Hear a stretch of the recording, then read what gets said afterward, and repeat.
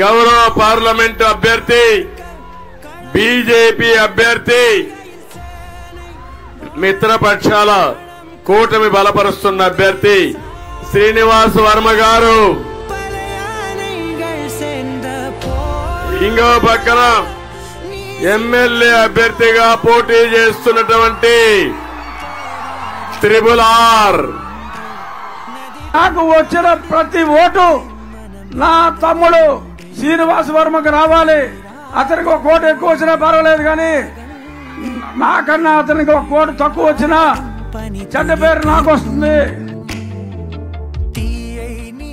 మీరందరూ తమ్ముడు శ్రీనివాస్ వర్మని మంచి మెజార్టీతో గెలిపించాలి. ప్రపంచ దేశాల్లో భారతదేశాన్ని అగ్రరాజ్యంగా తీర్చిదిద్దినటువంటి వ్యక్తి నరేంద్ర మోడీ 14 సంవత్సరాల పాటు ఈ రాష్ట్రాన్ని అభివృద్ధి పదంలో నడిపించినటువంటి నారా చంద్రబాబు నాయుడు గారి నేతృత్వంలో, అలాగే పవన్ స్టార్ జనసేనాధిపతి పవన్ కళ్యాణ్ గారు సీట్ల గురించి ఆలోచించకుండా తక్కువ సీట్లతో సరిపెట్టుకుని ఈ రోజు ఈ రాష్ట్రంలో కూటమి ఏర్పడడానికి ముఖ్యమైనటువంటి కారకుడు పవన్ కళ్యాణ్ గారు అనేటువంటి విషయం చెప్తా ఉన్నాం మిత్రులారా.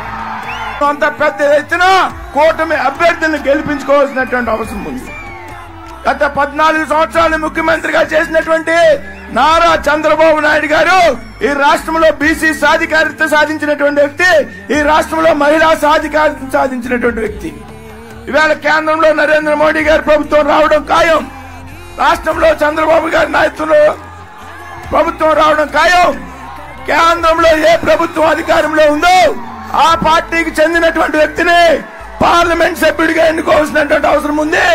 అదేవిధంగా కేంద్రంలో ఎన్డీఏ కూటమి, రాష్ట్రంలో ఎన్డీఏ కూటమి, అదే ఎన్డీఏ కూటమికి సంబంధించిన వ్యక్తిని ఇక్కడ శాసనసభ్యుడిగా ఎన్నుకున్నప్పుడు మాత్రమే ఈ నియోజకవర్గంలో అభివృద్ధి పెద్ద ఎత్తున సాధ్యమవుతుందనేటువంటి విషయాన్ని మీరంతా గ్రహించి దయచేసి ఓటు వేయండి.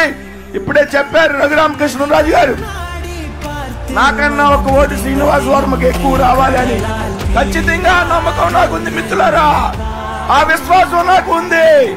ఖచ్చితంగా నాకు ఈ నియోజకవర్గంలో మిగతా 6 నియోజకవర్గాల కన్నా ఉండి నియోజకవర్గంలో నాకు ఎక్కువ మెజార్టీ వస్తుంది అని చెప్పడంలో నాకు నమ్మకం ఉందని మీ అందరికీ తెలియజేస్తూ సెలవు తీసుకున్నాను. జై హింద్, జై భారత్.